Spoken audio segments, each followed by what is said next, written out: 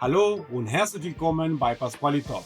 Ich bin Paul Pasquali, der Gründer von Pasquali, und in unserem Kanal geht es um Garnen, Designs und die Geschichte dahinter. Dann legen wir los.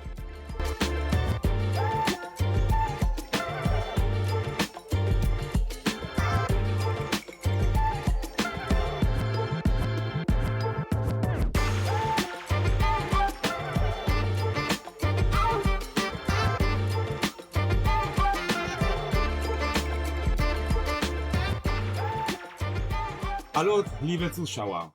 Ich bin heute wieder mit Marissa. Hallo Marissa. Hi Paul. Heute haben wir wieder einen ganz besonderen Gast. Wir werden auf jeden Fall über das Garn Balayage reden, und wenn wir über Balayage denken, dann können wir nicht anders machen, als an Melanie Berg denken. Hallo Melanie. Hallo Paul, hi Marisa. Hallo Danke, dass ich Melanie. wieder bei euch Ja, sein schön, darf dass heute. du wieder bei uns bist. Wir Ja. freuen uns sehr.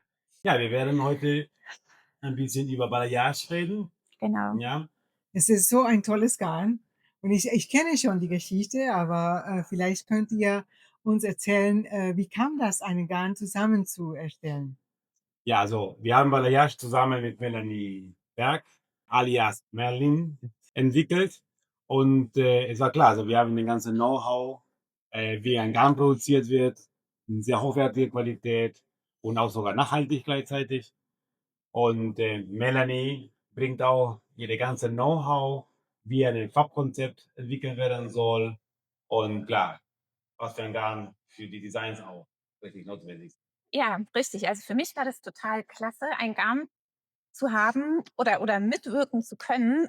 Dann kann ich schon bei der Entwicklung sagen, hey, was möchte ich denn in dem fertigen Tuch nachher gerne für Eigenschaften haben? Das ist einfach klasse, weil ansonsten nimmt man halt das, was es schon gibt. Ja, aber jetzt so Einfluss nehmen zu können, das hat mir richtig gut gefallen. Das hat echt Spaß gemacht und war für mich auch eine tolle Erfahrung, mal zu sehen, wie entsteht ein Garn, also vom Schaf zum Pulli sozusagen. Du hattest auch eine klare Idee im Kopf. Du wolltest semisolid farben. Mhm. Ja, Das war mir wichtig, genau, damit die Farben nicht so platt aussehen, sondern dadurch, dass das Rohgarn schon eine Farbunterschiede in sich hat, wirkten die Farben einfach lebendig und ja. ja.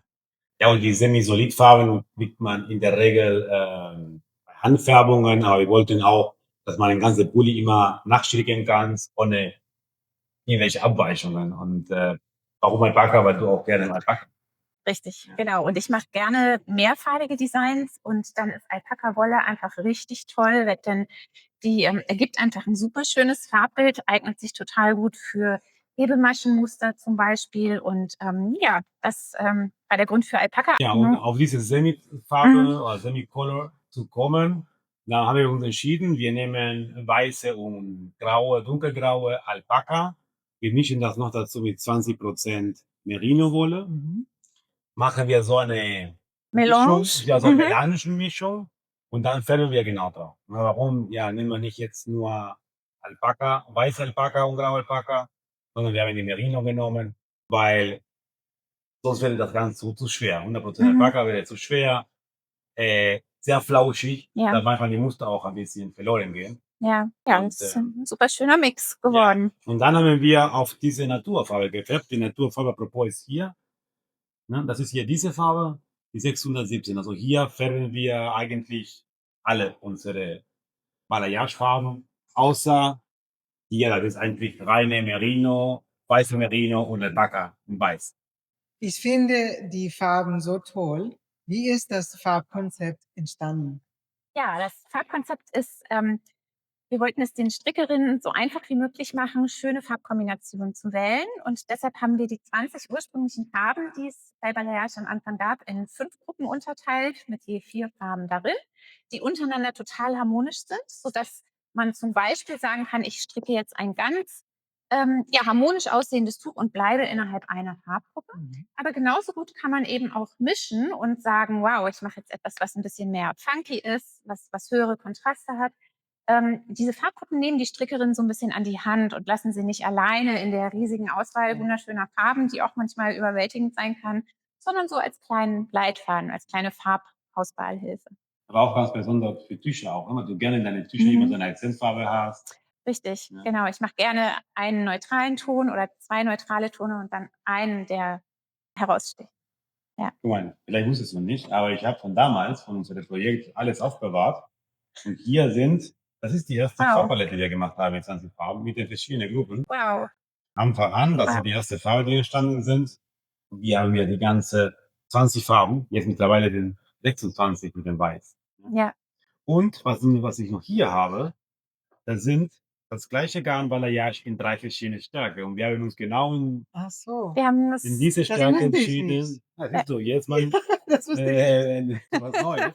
Ja, Das wird mit 3,25 Millimeter Ja. gestrickt. Das sind 175 Meter auf Ja. 50 Gramm. Da hatten wir nochmal in Decay gemacht und Light Decay. Warum hast du dich, weil das hast du entschieden eigentlich und Ja. nicht ich. Warum hast du dich entschieden, Richtig, dass wir diese richtig. Stärke nehmen? Ich liebe einfach tatsächlich Fingering-Stärke. Und ich habe unheimlich viele Tücher darin designt, auch Oberteile. Das ist einfach ein schöner Stoff, der dadurch entsteht. Der ist dünn, gleichzeitig sehr kuschelig und wärmt, was auch beides auf das Alpaka-Merino-Gemisch zutrifft. Und ja, jetzt wo ich das sehe, denke ich, ach, die Decay wäre auch schön gewesen. Ja, vielleicht doch irgendwann, wer weiß. Und hast du welche von deinen Anleitungen hier uns zu zeigen? Ja, natürlich. Marisa, du trägst eins. Ich hab das ist besonders schön. Ja, das The Tuch Big Easy. heißt The Big Easy, Mhm. richtig. Und wir haben das auch noch in 2 anderen Farbkombinationen hier, dass man mal einen Eindruck bekommt von Das ist genau das Original, was auch alle Bilder dabei ist. Ne? Die beiden sind die Original. tatsächlich, also das ist das Original, das hier kam ein bisschen später. Das war die erste Genau, Version. die erste. Genau. Und das hier mit dem orangen Kontraststreifen, das haben wir ein paar Monate später gemacht. Das ist die ursprüngliche Variante. Gutes Beispiel für total neutrale Grundtöne und dann eine Knallerfarbe, die das zum Eyecatcher wird. Und bei dir, Marisa, ist das der helle Grünton. Ja, das ist super schön. Genau. Das ist total anfängertauglich, die Anleitung. Also das ist im Wesentlichen kraus rechts, am Ende hier die Streifen, kleines Akzentmuster. So diese Farbe, die zum Beispiel über die 3 Chrom bestimmt. Deswegen sage ich schon mal, diese Farbe gibt es gar nicht, diese Frau. Aber wir haben so eine mittlere Grau. Ja. Die etwas heller ist, ein bisschen stärker meliert, da kann man auch ganz schön weiter so kombinieren. Also wer diese Farbe sucht, kann dafür die 625 nehmen. Dann das Tuch, was ich jetzt gerade trage, das heißt Rock My Shawl, ist auch damals zusammen veröffentlicht worden, als das Balayage-Garn neu herauskam.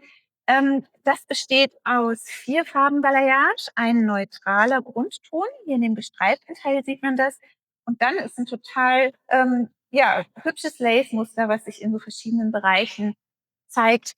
Auch etwas für Lace-Anfänger auf jeden Fall, wenn man noch nicht viele Erfahrungen damit hat. Und ja, ein leicht zu strickendes Tuch. Ja. Die Anleitungen rauskamen, da war ein riesen Erfolg, da weiß ich. Bei der Jasch kam raus, die 2 Schals kamen raus, das war... Ja, ist oft nachgestrickt worden. Ja, sehr, sehr, sehr oft und sehr viele Farbkombinationen.